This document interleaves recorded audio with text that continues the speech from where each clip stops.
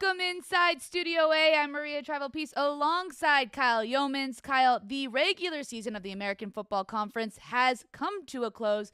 The championship matchup is set. It is Army. It is Tulane. At the beginning of the year, if you saw these two teams in that title game, is it something you would have expected or didn't expect at all? You know, I think when it boils down to it, these have been the two best teams in the conference all year long. So, yes, I could expect it. Now, there are some other great teams. I think Memphis is another great team. UTSA, if they would have gotten off to a better start, they're a great team as well. But the fact that you've got two teams that were in the top 5 of your preseason poll, newcomer Army working their way into the fold early and often, yeah, this is going to be an incredible matchup. Physicality, all sorts of play, back and forth, talent across the board, and the eyes of the nation are upon the American Athletic Conference. Cannot wait to preview this one. That was so dramatic how you said that. The eyes of the nation, especially with Army in the true. game. I think that's something that we definitely have to take note of. As you said, 2 of the top 5 teams in this championship game. I think the one thing that really stood out to me and that excites me the most is the fact that Army, first year in the American Conference, and they make it to the championship game. I think it says a lot about that program. Yeah, I think that's what's exciting about it is you see the way that these two teams have made it. And they come from different backgrounds. They come from a new coaching staff in Tulane and an experienced coaching staff and a tenured coaching staff with Army. And they come from Tulane, who's been in the American Conference Championship back-to-back years, where the Army Black Knights have not even been in the conference in back-to-back years. It's their first year in the conference. So completely different backgrounds. But you look at the way that they've made it, the way that they've gotten to this title game. They did it with dominant defense, and they did it with a great rushing attack on both sides. Both teams have done that. Army does it, Tulane does it, and it proves that even in this modern day and age of college football where you love the air raid, you love to throw the football around, and it's all about the quarterbacks, both teams have great quarterbacks. Don't get me wrong. We'll get to that in a minute. Yep. But it's ground and pound and great defense. I love it. It's old school football, and it's more American than you can even think about. Well, I just think the toughness is what this is going to come down to, and both teams just pride themselves on how tough they are. You mentioned just the coaching staffs, though, as well. Tulane, new coach, same result. So I think, what do you think that says about Tulane just as a school, as a program, the way that they can continuously win despite making a coaching change this year? Well, it's hard to keep success rolling like this, back to back to back. And it's even more so impressive to do it with different staffs. I mean, look at what Alabama's dealing with Kalen DeBoer right now. That's an Alabama team that had the best setup you possibly could ever ask for. Nick Saban left Alabama with it riding high and every piece of resource that you could possibly get to. They haven't had the same level of success from one coach to another. A coach that was in the national championship game the year prior. They go from the best situation to one of the best coaches, and they still don't win the same. So the fact that John Summerall has worked into the fold at Tulane the way that he has, not only missing a beat, but arguably being better than it was after going to the championship game back-to-back years and doing it for a third straight year, that is unbelievable to talk about. And I think that his entire staff deserves the credit. I think the athletic department at Tulane deserves the credit. And the players deserve the credit as well, because there's a lot of guys that have stuck around from the early years to continue into Tulane's success. This is a fun football team to watch, and it's a coaching staff that has allowed that to be so. Let's talk about some of those players. And we can't talk about players on Tulane without bringing up Mekhi Hughes, somebody that you have been singing the praises of from the beginning. Talk about running offenses and the way it's a pound offense. You can't do that without Mekhi Hughes. He's one of the strongest rushers that we've seen. He's been incredible. Best running back in the conference. Best one in the conference. He's a top 5 running back in the country as well. Actually, if you want to challenge me on that, go to Pro Football Focus. They'll agree with me.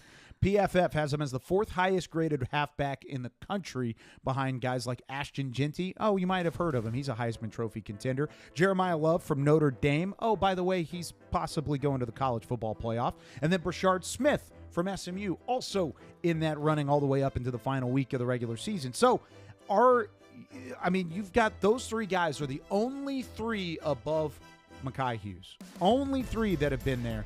I think you look at him as the straw that stirs the green wave drink and he is the X factor for whether or not they will lift the American Athletic Conference trophy again. He is a great runner. He stays behind his pads. He has some lateral ability, and he has the acceleration that is NFL caliber. I talked about all of this all the way back to week 2 of All-American. I was talking about Mekhi Hughes. He was going to give an opportunity for Tulane to beat Kansas State. They didn't do so. They were in that game till the very end. He was going to give an opportunity against Oklahoma. They didn't beat Oklahoma, but he did run for over 100 yards in that game.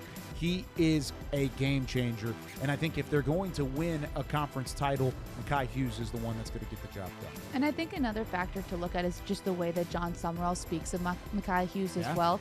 So many times in his press conferences, the remaining message or the continuing message that he always says is his ability to run defenses down and wear them down. And you see that every single week that he steps onto the field. Even if he doesn't get it right off that first drive, the first couple of drives, the more that he runs, he just makes people tired because of his strength and his ability and his speed. And so I think he has been such a crucial part. He has been such a crucial part to the Green Wave's success. Now, another player who's certainly contributed to that as well that we maybe didn't think at the beginning of the season would have the impact that he has is Darian Mensah.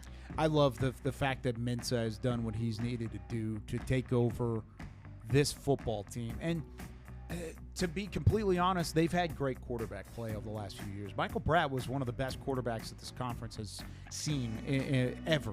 And the fact that you have to replace that with a redshirt or a true freshman, a guy that's going to come in and be in his first year of college football, I think it speaks to the coaching staff in the way that they trusted him early, got him the necessary snaps to have some success in the early going, and then, of course, the way that he's responded in a big way. This is a team that rallies around Mensah as a whole, and I think that's something that he is a redshirt freshman, by the way, so he did have an extra year in front of it. But I think they do rally around him in order to get that offense off the ground and push them to the next level. Yeah, we've seen it play out in multiple occasions, and not only rallying on the offensive side, I think the defense plays off of that as well. Yeah. I mean, the defense as on its own, though, is so incredible. I don't think that there's enough that we can say about the Tulane defense. It's complementary football at its finest. It's the defense setting up the offense to play better and better as it goes along. And I think you look at Darian Mensah as a whole, as a redshirt freshman, they don't ask him to do too much. They don't ask him to run like crazy. I mean, his actual career high in rushing was the 57 yards that he had against Navy late in the season when they won 35-0 in that matchup. He threw only 14 passes in that game, 138 yards, 2 touchdowns. He's only had the 4 interceptions this year. If you go week by week, the only other games that he's really had to throw the football a ton in was South Florida and Kansas State. And those were the only 2 300-plus yard games that he's needed in his redshirt freshman year. So when you've got a quarterback that can manage the game, because there's talent around him, there's talent on the skills positions, there's talent in running back, there's talent in the trenches as well. This offensive line's really good. They're going to be tested against the defensive line of Army this week. However, all of those missing pieces, and then you throw a defense that's elite on that side of the football in as well, it's a complete game changer, and you're able to have some success like Tulane has had this year. Yeah, I love watching Darian Mensah, and I think it's also takes some of that pressure off him as well when your defense is that good. Oh, yeah. You have those other offensive pieces, and I think that allows him, like you said, they don't have to do too much. He can just do everything that he needs to. Yeah. And coast is not the word I'm looking for, but just, make the plays that are necessary of him. Well, and they take the football away too, and they give him extra opportunities. That's the thing is, anytime you have a team that's plus 13 in the turnover margin going into the final week of the regular season, then you've got a ton of success around them. And I think you saw that in games like North Texas. The defense didn't play very well. That's why Darian Mensah struggled at times. You saw it in the opposite way with Charlotte, Temple, Navy, where they held their opponent underneath 6 points in each of those games. The offense was able to play on their own accord and able to have their own momentum. So yes, I do think that it all kind of comes together, and it's predicated off a great defense and a great rushing attack. Speaking of great rushing attack, Army has one of those as well. But I want to talk a little bit more just about in-conference play with the way that Tulane has been and the way that Army has been just within the American Athletic Conference. Because we talked about some of the things that happened outside of it, the losses outside of it. But within conference play, both of those teams have been so dominant. Dominant. You look at the offense from Tulane, and we talk about the run game, but they don't get the credit for the quick strike ability as much as they probably should. They had quick strike ability all season long, all the way through. You saw it against South Florida and UAB and early in the season. And you saw it against North Texas and Charlotte and Temple and Memphis. You saw it against all these teams along the way. They can strike at a hot pace, very high pace. And so that's an underrated element of this Tulane team that I don't think people give as much credit to.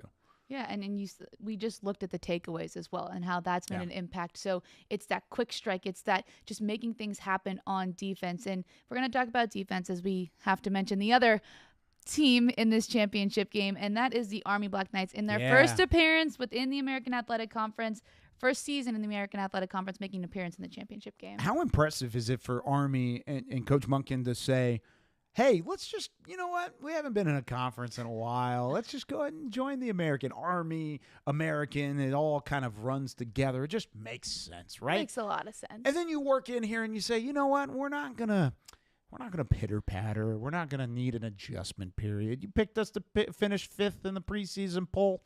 All right, we see you. Bet. And then you rattle off an undefeated start to the season. You wrap up a spot in the title game with weeks left to play, and you continue to just dominate week in, week out. A lot of this is Bryson Daly. And I don't think people really understood the type of impact that Bryson Daly was going to have on this team until the midway point of the season. My goodness, he's been electric. The way that he has dominated. And of course, they're going to run the football effectively. But in terms of air attack and that extra element of their offense, striking on the first drive of the game, they did so all the way through the first 8 games of the season. That stat was insane. Like every week I was like, are they going to score on the first drive? They did. And you're like, when's this going to stop? And a lot of it was through the air too. Yeah. And they found a way to put together that statistic. I think the stats, if you were to look at average per run, the rush attempts are great. You're going to just go ground and pound, 4 yards in a cloud of dust. That's going to move the chains. But then you've got the passing attack where it's more so like 15, 20, 30 yards, and then all these touchdowns on the top of just a couple of pass attempts throughout. That is efficiency, and it keeps defenses honest, and it keeps them dynamic on the offensive side of the football. Wasn't perfect down the stretch. I thought they kind of pitter-pattered where they probably shouldn't as the season went on. But that was the spark that you needed going into it. And I think the offense was really fun to watch. And I think even when you mentioned that pitter-pattering, they still found ways to win football games, right? Yeah. They had the loss against Notre Dame, and that was kind of like an outlier there. But I just think that they found ways, even when things weren't as clean or as efficient as they would have liked, to win. And I think a big reason for that is because their defense kept them in games. If we talk about the Tulane defense, the Army defense, one and the same, in that they just are able to stifle offenses. And I think it comes down to the toughness of the Army Black Knights. And I think that's something that's like very understated, or maybe it's overstated. Like, oh, it's an academy. There's going to be toughness. But I was watching a press conference, I think it was 2 weeks ago at this point, with Jeff Munkin, and somebody asked him why he didn't take Bryson Daly out in those last couple of drives against Notre Dame when the game was kind of out of hand. And he said, look, all of these student athletes, or cadet athletes as they're called at the academy, are going to serve in the military at one point. Mm-hmm. There's no option to just sub out. It doesn't happen. When things aren't going your way. Yes. And he said that if they're going to live that in their lives off the field, they need to be able to do that on the field as well. He's like, it's never an option for Bryson Daly to just sub out and take a couple plays off. And I was like, love that. When we watched this championship football game, oh man, like that, him saying that made me want to run through a brick wall. And I was like, man. And it also just goes to show like what these athletes are doing both at Army and Navy, not only while they're here in the American, but when they go on and the careers that they have after. And it's just a different type of toughness, and Tulane's very tough as well. So how are those different levels of toughness going to play out on this football field? No, I love the way you put that. And I think it goes back to Army on the football field has not had to deal with a ton of adversity. I mean, they've had injuries just like any football team. They've had plenty of things go poorly, and they've had to turn things around in terms of the game itself. But ever since their win over a ranked Air Force last year, where they were 2-6 entering that game, they won 13 straight going into the Notre Dame game and had already locked up a spot in the American title game. They didn't see a ton of X's and O's adversity because they were so dominant on both sides of the ball. They were so physical. They were so tough. The defense was flying. The Bryson Dailies and Udos of the world were flying too. They have so much success that I think that was a coaching point that Monken had to make when things didn't go their way for the first time in 2024, and you were down big at Yankee Stadium on national television, and you could take your star quarterback out. It's not the case. They're going to have tough matchups along the way, one being this week in a title game against Tulane. This will not be an Army runaway sort of victory. This is going to be a dogfight all the way top to bottom. And I think that just serves the purpose of saying there's no quit here. There's no element to quit, and you've got to play better if you're Bryson Daly, just like he has all year long. Then they trust him to do so. And I think one thing, too, is I would even wonder if Bryson Daly would want to come out of the game at that point, because I just think the way that we've seen him play. Doubt it. Yeah, I don't think it was ever even a question. I think it was an interesting question posed by the person that asked it in the press conference, and it was a valid question. But I just think that knowing Bryson Daly and knowing what Army stands for, I wonder if that was even a question for them. Well, and you also got to look at this offense hasn't been flying on all cylinders since he was banged up against ECU. I mean, the Army offense, just 20 points against Air Force. Air Force going into that game wasn't playing crazy good defense. They had the 14 points against North Texas, one of the worst defenses statistically in the country. And then they only had the 14 points against Notre Dame, one of the better defenses statistically in the country. So it was kind of a mixed bag of things going into the last couple of games for Army. So if you feel like you haven't seen the full Army Black Knight attack, then you're probably right. You haven't seen it over the last few weeks. If you think they're going to lay down against this Tulane defense because how good they are on that side of football, you might be mistaken there too. I think they still have something left in the tank, and you're going to see that in the title game coming up this week. Yeah, I have to agree with you. I think if there's any time for the Army offense to turn itself back on, this is it.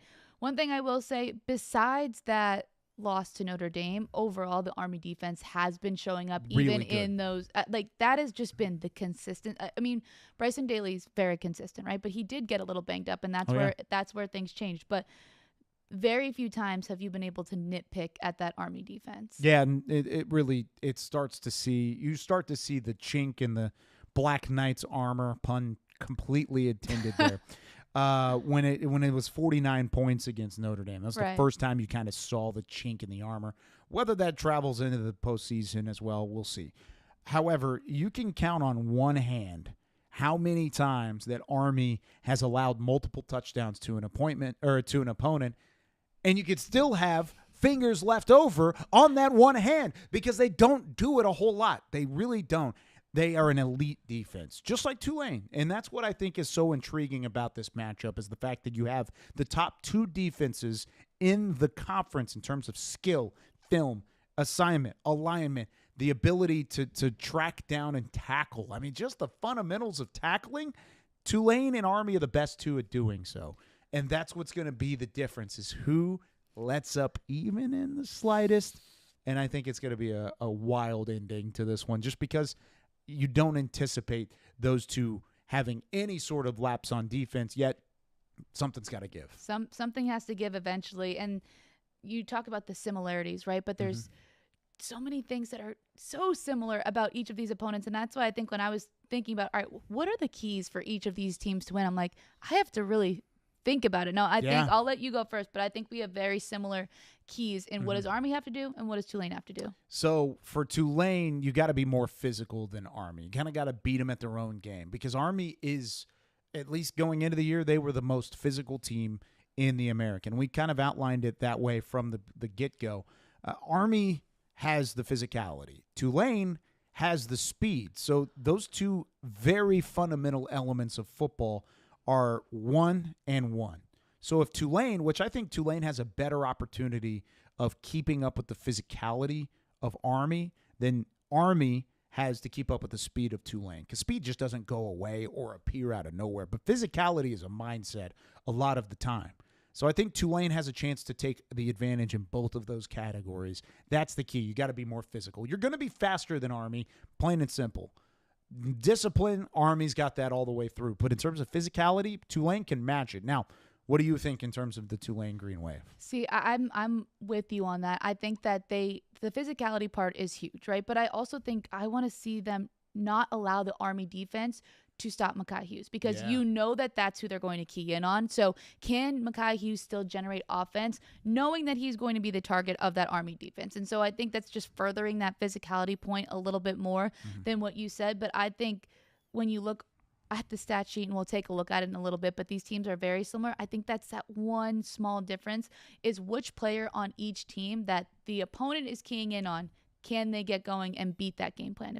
I don't know if I explained that as well. No, 100%. Yeah. You had it because you're talking about establishing the run. Right. And Army can't allow for Tulane to establish the run. So I'm right there with you. Right. That's the key for Army. On the opposite side, they cannot allow Mekhi Hughes to do Mekhi Hughes things and for Tulane to control the line of scrimmage with that physicality up front. So it all kind of plays into factor, and time of possession is going to be crucial in this game. And the fact that these two teams are the tops in not only the conference, but the nation in terms of time of possession speaks wonders as to how they got here. Well, I think even when I was watching that Notre Dame game that Army lost, I was like, they're still playing their game, right? Yeah. They were having the ball for long periods of time. They were having those long drives, and I think that says a lot about the way this game maybe will end up with one touchdown apiece, or maybe it'll be 3-0. I don't know. Maybe somebody will kick a field goal, because these teams do such a good job of controlling the football and keeping themselves on offense. And so I'm really intrigued, and I think it goes back to your point of physicality and who's going to outmuscle the other one to get that ball back. Well, and I also think Army and Tulane are going to have to do something out of their game plan, or out of their identity. Let's say it that way, out of their identity. Army's going to have to throw the football effectively again. Yeah. And they've been doing that throughout the year, but they're going to have to do so against one of the top defenses in terms of coverage and takeaways in Tulane often. They're going to have to do so maybe more often than they had previously, because they can't just run the ball over and over against that 7-man front from Tulane that is super good at slowing down the run. Right. You've got to have some level of passing attack. Not just the 79 yards per game that you had. You got to continue moving forward and moving the ball down the field and have some level of threat through the air to keep Tulane off balance if they're going to have to do it. Tulane on the opposite side, they're going to have to throw the ball a little bit more as well, because, again, Army's been great at stopping the run, just like Tulane has been.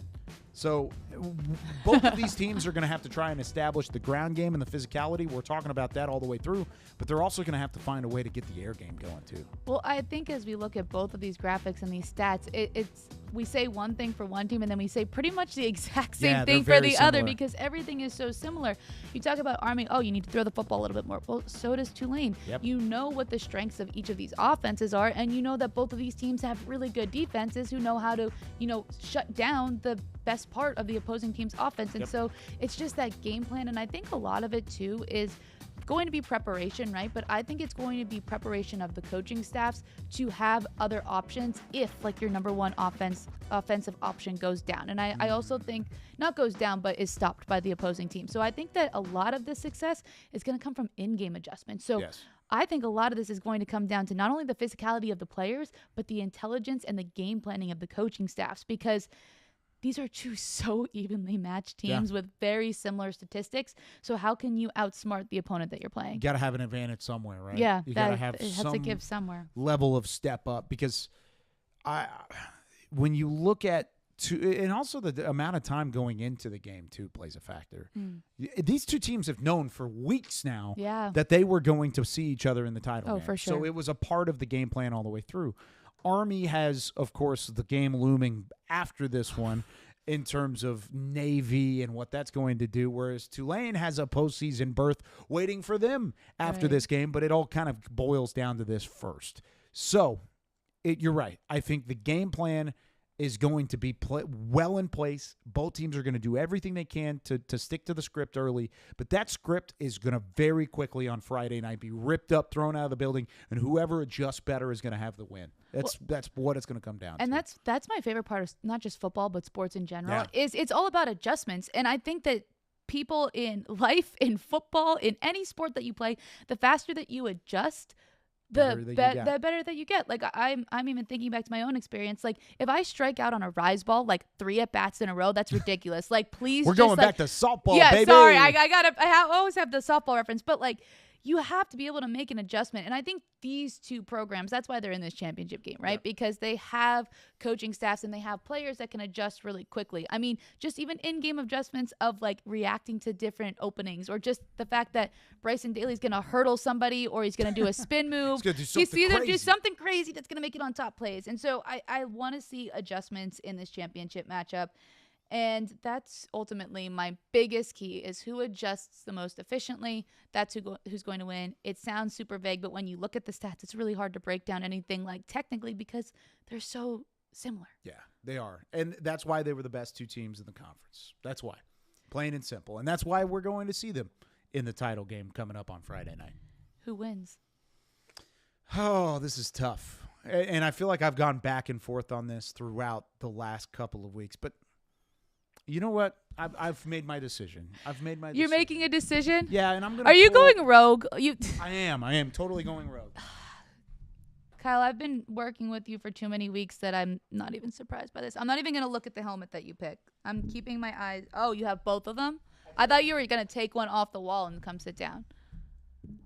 I gotta get my mic back first. Here's the thing. I've got both helmets here. Are they going to fit on your head, though? I don't know. I've never tried this before. We're kind of going right off the wall here. Both of these teams are very. I am. He both thinks of that these he's Lee teams Corso. are very. I am not Lee Corso. Very, very deserving to be here. But there's only one team that I think has the ability to keep what they've been doing all season long: the discipline, the skill, the toughness, and the mentality. And I think it's the team that's been here before. And I think it's the Tulane Green Wave. It does fit on my head. How about that? I am more surprised that you put that helmet on. Wow. I'm really. There you go. It doesn't even like it's fit a little crooked. Perfectly. It is a little I think you're missing like a pad in that other totally ear. Totally a pad missing. Yeah, maybe that's how looks my a little head crooked. Kyle, did you play football? A long time ago. Okay. Yeah, long time ago. I hope your actual helmet fits you a little bit better than this one. You're going with Tulane. Why? I'm going to Tulane because I think defense as a whole is deeper. I think, and I think it's going to be easier for them to have success slowing down the rushing attack than the vice versa side of things. And Army is a little banged up more so than I think we give credit for. Tulane has had the ability to play very disciplined football all year long. They've been battle-tested through Oklahoma, through Kansas State, through Memphis, and all these other teams that they've faced throughout the season, whereas Army, for the most part, avoided a lot of the heavy hitters in the American, and the only real tough matchup they've had to this point in the season, they'll have another one next week against Navy, but the only real tough competition they had was Notre Dame, and that turned into the 49-14 game that they had. So I do. I think it's Tulane that gets the job done. I thought they were the better team coming into the year. I think they'll be the better team at the end of the year, just like it was at the beginning as well. What do you think, going off of that, if Tulane wins and then if Army wins? I want to hear your thoughts about what a victory could mean for each side, because I think it's different for each of them. Yeah, it is. It is different. I think, and the notes that I have here is Army has done it the old-fashioned way. They've done it by putting their program on the map in an NIL and a transfer portal era. Jeff Monken deserves all the credit in the world to get to this point and to prove that there are other ways to win than just throwing money at players and throwing all these recruiting elements at players. They win it because going to Army is a good thing for your life moving forward, and it's a good way to set you up for the entirety of your time here. So I think it does. It plays a factor for Army early on. For Tulane, you still got a shot at every goal you've set in front of you. You want to have success in the regular season? Check. You want to have success in the postseason? Check. Win a conference title? Check. But after that, you have a lot on the table in front of you as well. So I think that is what it means to it all the way through. And it should be a fun thing for both of us to watch whenever this game comes around on Friday. I cannot wait. I think you really hit the nail on the head there, just the way that you described, like what it means for Army, what it means for Tulane. And I think both could be program-changing wins. I think no matter what, it becomes a program-changing win for either team. And I think no matter which team wins or loses, I think these are program-changing seasons for each of them, because I think Army joining a conference for the first time in a bit, I think the fact that they are in a championship game and have had so much success early on is huge, especially after they haven't had the success that they've wanted in the past couple of years. And then on the Tulane side, just it's establishing a program, right? You have a brand new head coach, but you're still able to win. So that says a lot, not just about John Summerall, right? But that says a lot about Tulane football. And I think that these seasons for both of these teams are something, regardless of what happens on Friday, 8 p.m. Eastern time on ABC. Both of these programs should be proud of what they've accomplished already. I'm not picking anyone yet. You don't have to pick them, but you want to put on the helmet? Put on the helmet? Yeah, why not? Put on the helmet at the end of this. I'll put on the Tulane one. We'll but I don't want any fans getting upset. That's fair. I'm not picking anyone yet. I hope both teams have fun. This is going to be fun. Tulane, Army, like she said, 8 p.m. Eastern time on ABC. Friday night lights mean a whole new mentality whenever you've got these two teams coming together in the American Athletic Conference Championship. We'll be back next week to break it all down for you, what happens, plus we'll preview Army and Navy next week as well. Have fun, everybody. Enjoy the game. Enjoy the final conference championship week of college football this year. This is going to be a whole lot of fun. For Maria Trivelpeice and our entire American crew, I'm Kyle Youmans saying so long from Studio A. We'll see you after Tulane and Army next week.